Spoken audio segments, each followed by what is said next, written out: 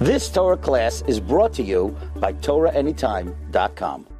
We have a very important topic this morning that is remotely connected to the Parsha. And hopefully at the end we'll just say one vart on the Parsha before we conclude. But it's a sensitive topic. You may have opinions about, and if you do, I'll be happy to hear them after the shiur. But please, if someone has an opinion about the topic, again, we'll be happy to listen to it after the shiur. The topic we're talking about today is military service. Military service. And not specifically in the Israeli army, a Jew in the army. The halachas of a Yid in the army. And for many, many years, we'll see. For many years this was not halacha l'maisa. Why would a Jew ever serve in the army? Most countries would not accept Jewish soldiers.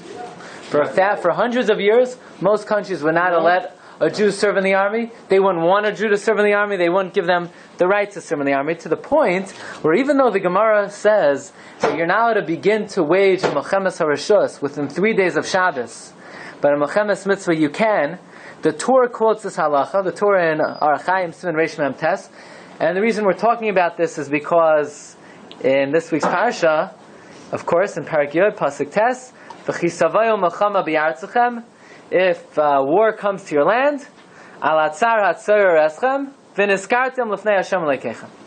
So, we'll talk a little bit about serving in the army. The Torah says, Ein tzarim b'melchamas harashus al hayaroi shel goyim. We're now to wage war against cities of Goyim, Elam kein eschilu shloisha yamim kaidem haShabbos, unless you begin 3 days before Shabbos. Now this is talking about Mechemes Harashus. Mechemes Harashus means you're not required to wage this war, you just want to expand your boundaries, you just want to gain territory. However, v'him eschilu, what if you began the war V'isser, within 3 days? Ein mafsikin, you're not allowed to interrupt. You continue to wage war on Shabbos. Aval melchamos mitzvah maschilin afilu b'Shabbos. But a melchemes mitzvah, you're allowed to start even on Shabbos. And the Beis Yosef asks, why in the world is the Torah telling me this? When would a Jew ever serve in the army? It's just not negeya. It's not relevant. Why in the times of the Torah, when the Torah was written, this was an irrelevant halacha. A Jew would never serve in any army. So Beis Yosef says, "V'ha'idnash she'ein Yisrael hochem lilachem v'latzor al hayoros lo hayitzarch Rabbeinu lichtov din zeh." This is an antiquated, irrelevant halacha. That's what Beis Yosef writes. So Beis Yosef, in Sfas, in the 16th century, this was irrelevant information. Then the Bach tries to say, well, what if, they let one Jew into the army and he's fighting together with other goyim, and he needs to know what to do. So the Bach has a whole fardreta case, a whole complicated case, how you could have a matzav that a Jew is serving in the army. But then, as the centuries progressed, and not only were Jews drafted, but there was a certain quota placed on the Jewish communities, where you had somebody, one of the Jewish officials, his job was to provide 200 Jewish soldiers, 1,000 Jewish soldiers, and it became a very relevant halacha. Now the first thing we need to know is, are there any Jews who are exempt from serving in the army? And the answer is yes. Someone learning Torah, la halacha, is exempt from serving in the army. Not only, says the Chassam Sofer, according to our halacha, throughout history, the Goyim did not draft yeshiva bachram. Throughout history, Chassam Sofer says in the Prussian army, in the Russian army, until about 200 years ago, not only al pi dina de halacha, al pi dina de malchusa, Chassam Sofer said. It's very interesting. Chassam Sofer writes, look at number 4. This is in not the regular volumes of the Tshuvas Chassam Sofer. Chassam Sofer, this is in the Likutei Chassam Sofer, in the new print, it's Chelek Shishi. He says like this: V'aldasim b'nei Yisrael hanu kolchem l'tzava hamachama l'malchios. Regarding Jewish soldiers, he says the best thing is not to talk about the subject. Hashtika yafa midibureinu b'zeh. Better to keep silent. The reason is because there was a lot of stuff going on in those times to avoid being drafted. So it's better not to discuss it, and especially to print it. What year is the what year is it? Chassam Sofer was nifter in the 1830s. Okay? And the reason is because many Gedolei Yisrael have been malam einehem, and they let people do what they need to do. And that's, the Chassam Sofer leaves it at that. Umikal makom oimer, ki guf inyan dina de malchusa lahatel mas al kol amoy. The government's right of dina de malchusa to place a tax on the people, lahamid mehem anoshim letzava milchamtoi, to be able to put a quota of soldiers, zehu mechoik malchusa v'dinaydin. They're authorized to do that. They have the right to do that. This is part of their legal stature. The government has the absolute right to say we need a certain amount of soldiers. Same way if they have a right to collect taxes, they have a right to tax us for police, and for a fire department, they have a right to say we need X amount of soldiers. Fine. Someone who's not married, someone who doesn't have children, they are obligated to serve in the army of the government. Except for Bachrim. Even if the government would not exempt them, they're exempt. So Beferish Gemara and Baba Basra, the Gemara and Baba Basra says that a yeshiva student does not have to do any manual labor whatsoever. Not digging wells. That's a real yeshiva student. What? Well, 1 second. Goes to the yeshiva because that was the way to get out of the army. Well, we're not talking about drafting. We're talking about someone in yeshiva. No, Shuta Kimashmai. There's no reason to qualify what's being said.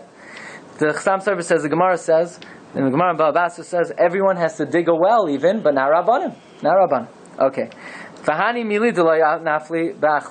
you want to tax, if you're taxing everyone to pay for water, so then even Chacham have to pay. They have to give their share. But if it's a matter of actually going out manually,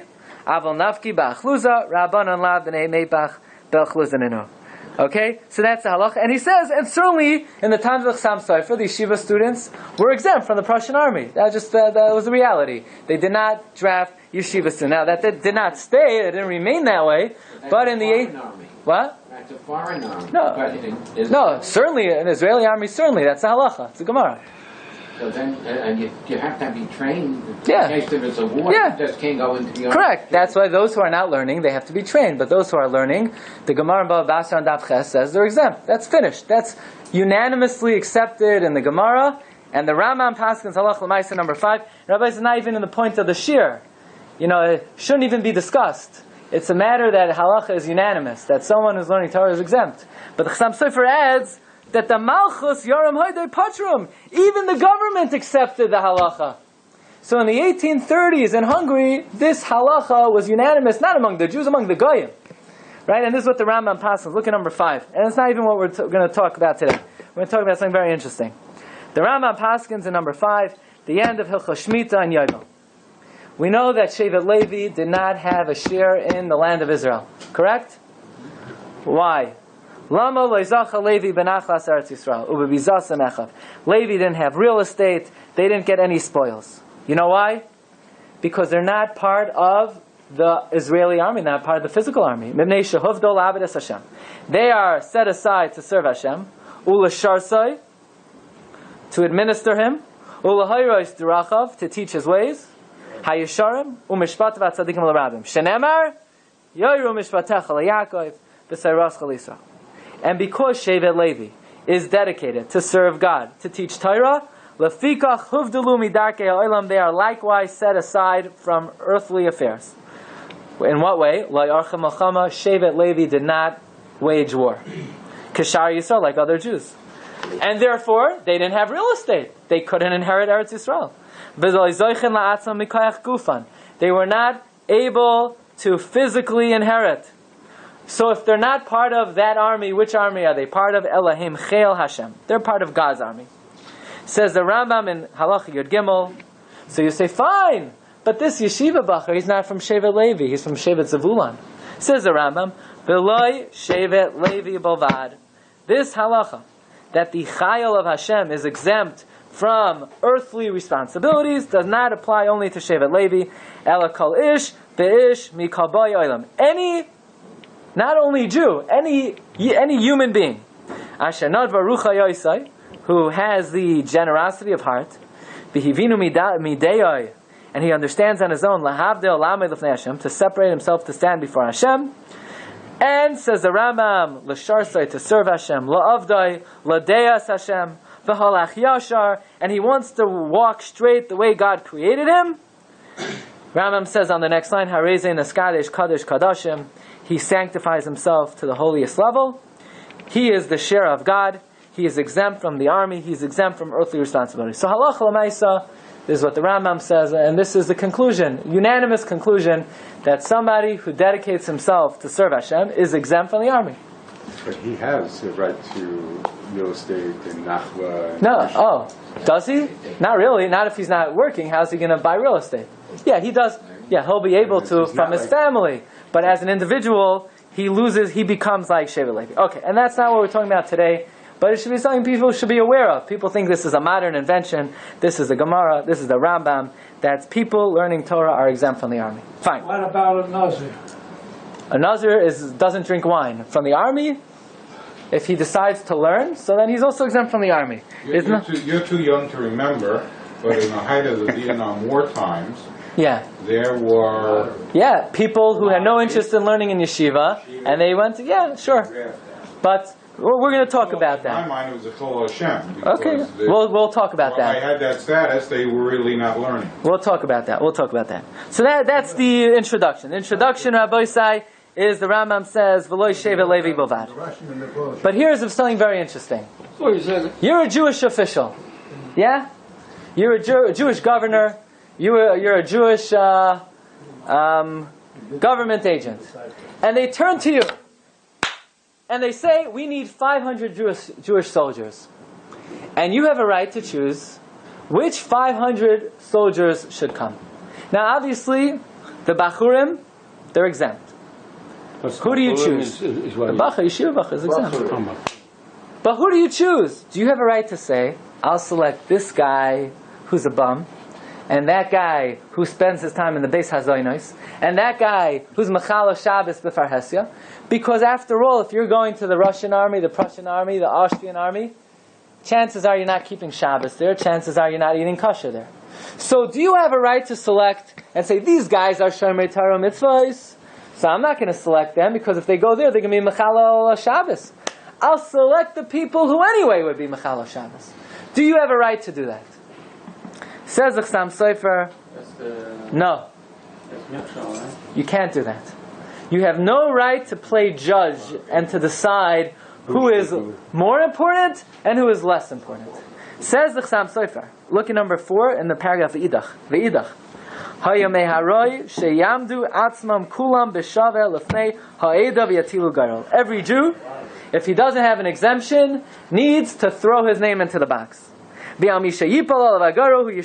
whoever, let the lottery fall on who it may.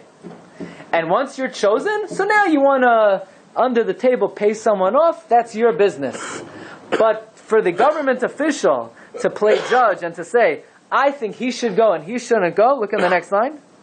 Aval, on the bottom line, avalanos anoshim b'li garal, to force people without a lottery. B'loimar, and to say, shehem peichsim v'reikim, this guy anyway is a bum. That guy anyway, he doesn't learn a word. Afilu megale arayas. What if a guy, he's an adulterer, every night he has another maisas nos? Or mechale Shabbos? Says the Chassam Sofer, you can't do that. In my eyes, it's like kidnapping. Because to force someone to go to the army because you feel, his life is not valuable, it's like kidnapping and selling. How could you exchange one soul for another? Because once the government says Jews have to go to the army, the obligation rests equally on every single Jew. So you ready? What about the next case? You skip some stuff in the living. Yeah, I skip. Why do you do that? Which part? But it says, yeah. No, I translated. I did say that. That once you're selected, that if you need to do certain, underhanded ways for you to exchange. In other words, the government official cannot play judge. Yankel is better than Beryl. Shmerel is better. But Chayai Koidem. My life comes first. So I want to keep Shabbos. So I could pay someone off. I could go to the government and say, you know what?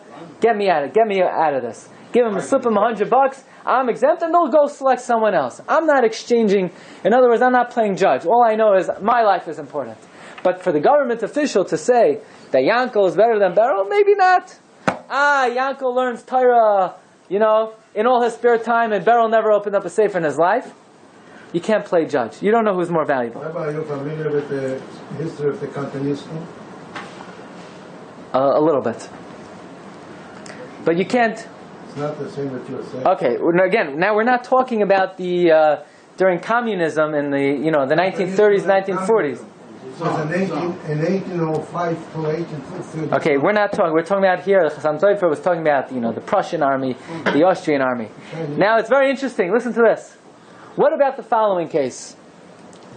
You've been selected to the army. Mr. Sherman, you served in the army, right? No. Yes, I served in the army. Yeah. The army served me. So you're selected to the army, and now you have professional soldiers, Jewish soldiers, that they will allow you to buy them in place of you. In other words, you want to pay someone off $100, $1,000, $10,000. You take my place. You go to the army for me. Are you allowed to do that? Yes. Or are you allowed to say, or do we say, you know what? How could I do that? How could I say that, if you're going to go to the army, you're not going to be able to keep Shabbos, you're not going to be able to keep Kashrus. How could I pay you off for that? Put that on hold for a moment. Listen to what the Chassam Sofer says. If you're a government official, it's better to pick frum Jews than non-frum Jews. Why? Because at least a frum Jew, when he's going to be Mechal Shabbos, and he's going to eat treif, he's going to do it la'inzai. He's going to do it against his will, so he won't be accountable. But the non-frum Jew says, you don't have to force me to eat the treif. You don't have to force me to Mechal Shabbos. I always wanted to do this. So he's going to be held accountable for what he did. Better to have a frum Jew serve in the army than the non-frum Jew. That's what Chassam Sofer says. So to play judge, very difficult to do, because you can make a strong case, better select someone who's frum than to someone who is not frum. Right? That's what he says at the end of the previous paragraph. He says, 4 lines in, Vera umar yoiser. It's even worse to select the frum, to exempt the frum. Ki hatoivim hanesarim. Those who are good, who are forced, are violating the mitzvahs against their will. And only infrequently. But these people are not from, they're going to do it willingly. But, look at the next paragraph. There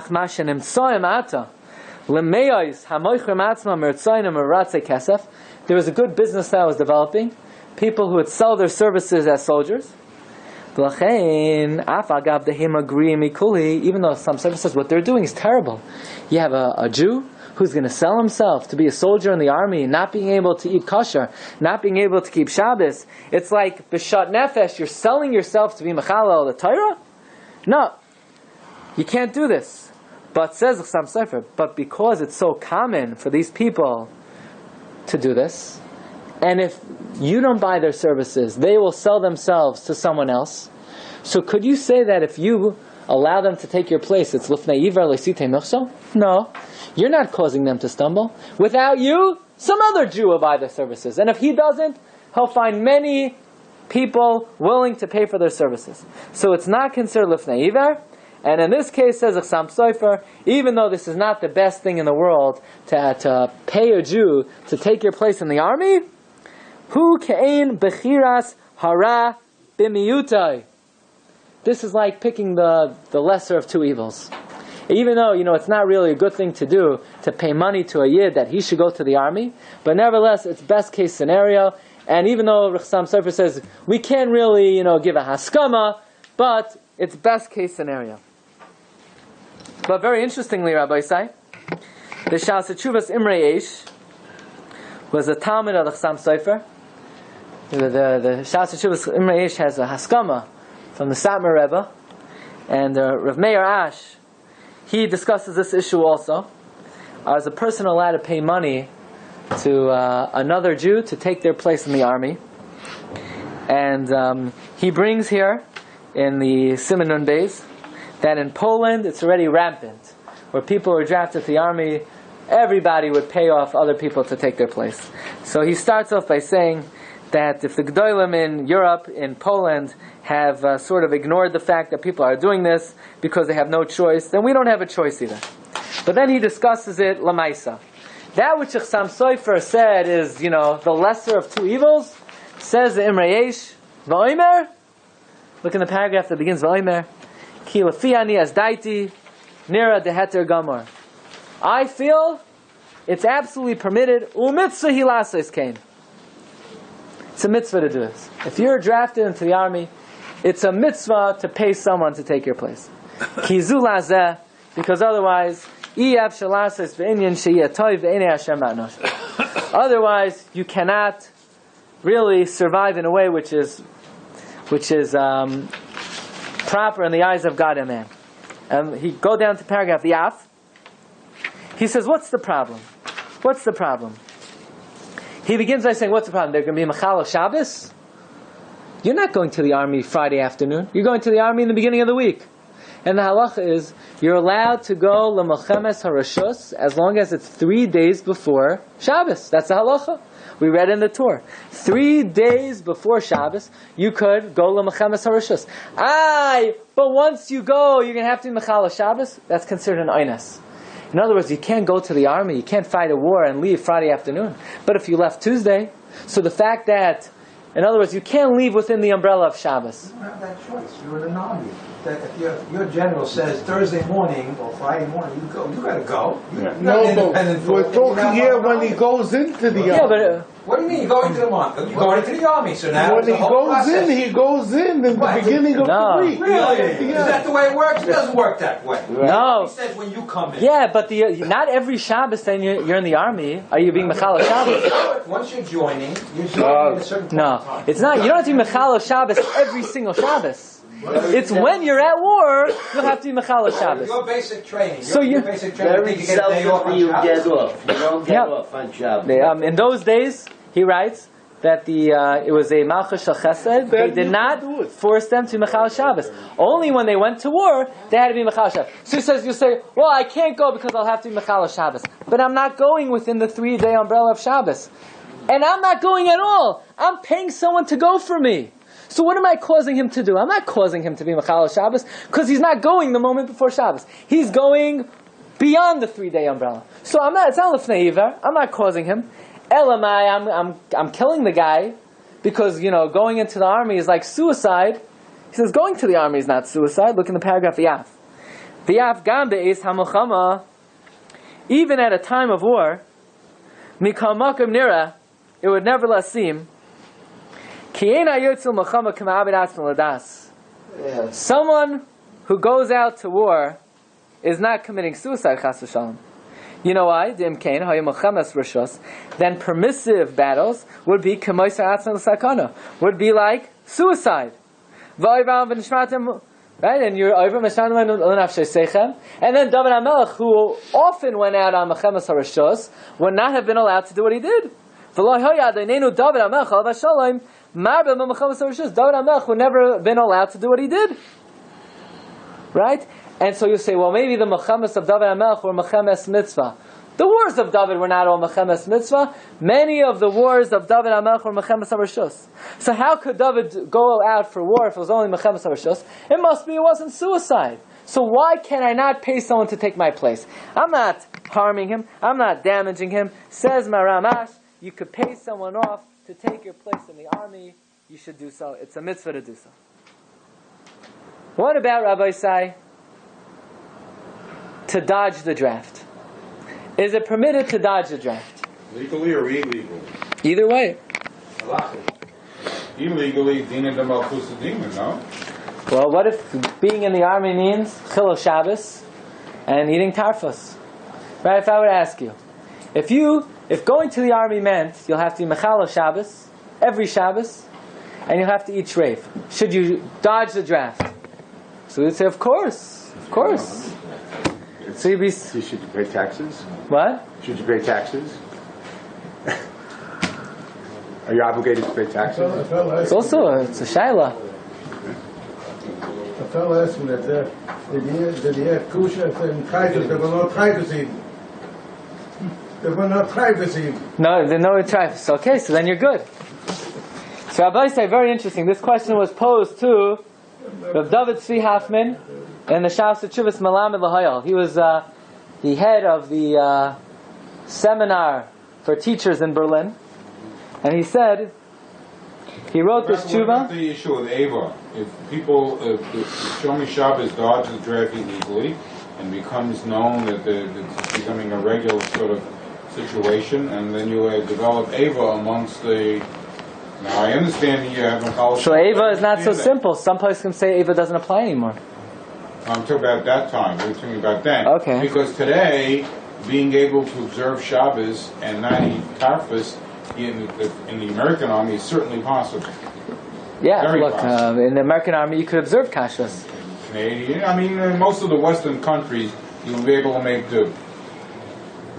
Yeah. So, let's see. Let's examine this question. Listen to the question. Look at number 7. What year is it? The 1900s.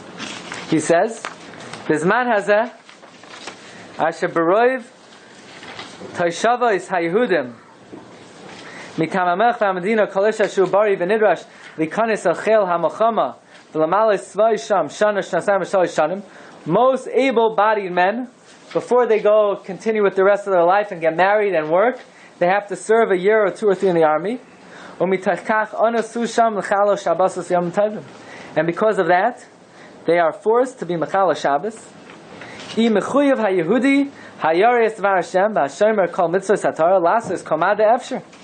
Does a God-fearing Jew, is he required to dodge a draft in order not to come to Chol Shabbos? So says Reb David Tzvi Hoffman, a very important introduction. Whenever you're dealing with a shaila, if you have feelings about the topic, you are disqualified from issuing any opinion about it. Because situations are not dependent on your feelings. It's dependent on Shas and Poskim. So if you want to approach it from Shas and Poskim, so you're qualified to address the question. If you have a personal experience or a personal feeling, that's wonderful.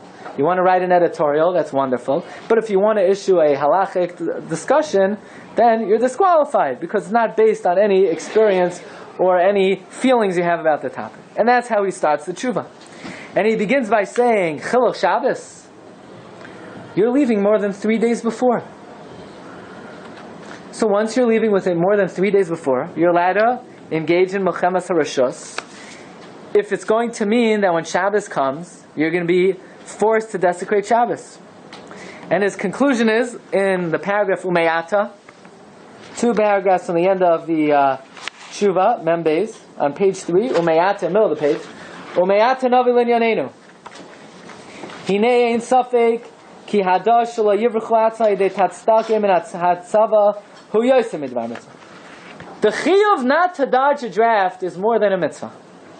Again, the chiyuv not to dodge a draft is more than a mitzvah. It's an avera to dodge a draft. Interesting. Ki misha oisakain goyim chas Hashem chil Hashem. It's the hapach of what we learned before in the tshuva of Meir. No, the Meir is talking about you've already been accepted. Now you want to pay somebody off to take your place. But stam, to hide out, to make believe, to come in with a cane, to come in with crutches that you're not able. Say that you're going to Shiva when you're not really learning. Kimi she'oisakain goyim chas Hashem chil Hashem. People are going to find out. It could cause bad to the Jews. Ki soinei Yehudim oimrim, because the people who hate the Jews are going to say, Yehudim einam oisim astasei hamalchus. Now you have to realize this is Germany. It's maybe a different circumstance. They had real anti-Semites there. Omeyata imadin shamisha alchatzav b'yamel aleph beis gimel eino oisa iser. According to most poskim, if you go out to war on Sunday, Monday, Tuesday, you're not doing an avera.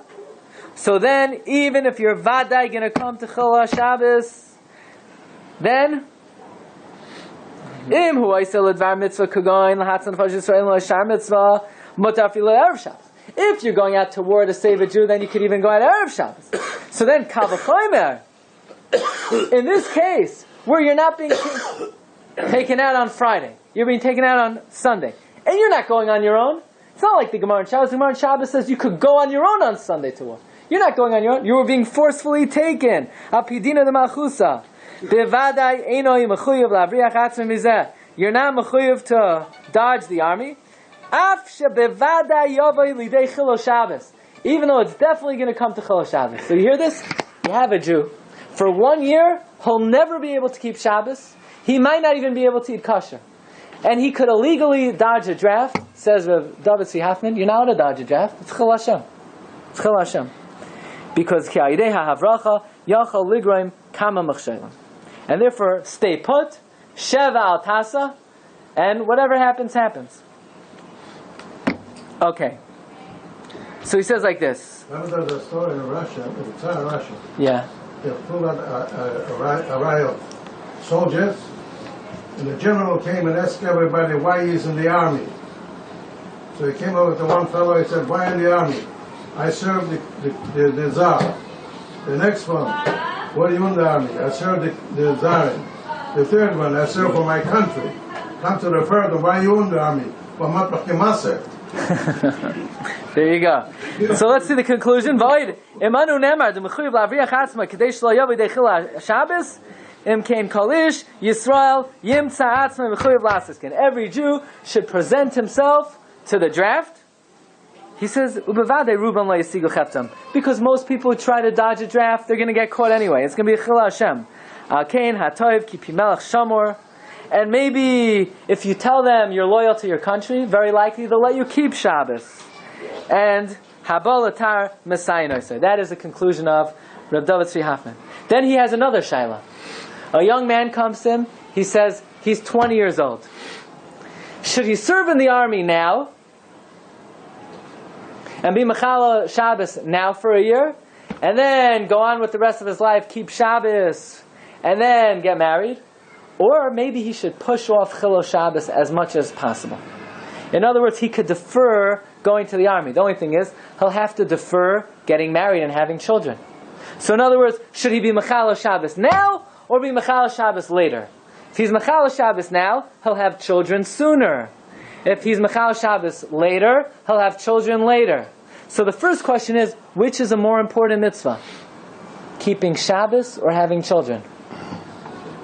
Wow, that's a big one. That's a tough one. What's more important? Puriyah Verivya? We have in the Gemara in Gittin. The Gemara in Gittin says that you're only allowed to free a slave for a mitzvah rabbah. Mitzvah rabbah is having children. Right? The world was created to be propagated. But nevertheless, Rav David Tzvi Hoffman says a big chiddush. But in your case, it's not either or. It's either now or later, but you will be Mechal Shabbos. So either way you'll be Mechal Shabbos, and either way you'll have children. So what should you do? Should you push off the Chilo Shabbos and the mitzvah, or should you do the Chilo Shabbos? Okay.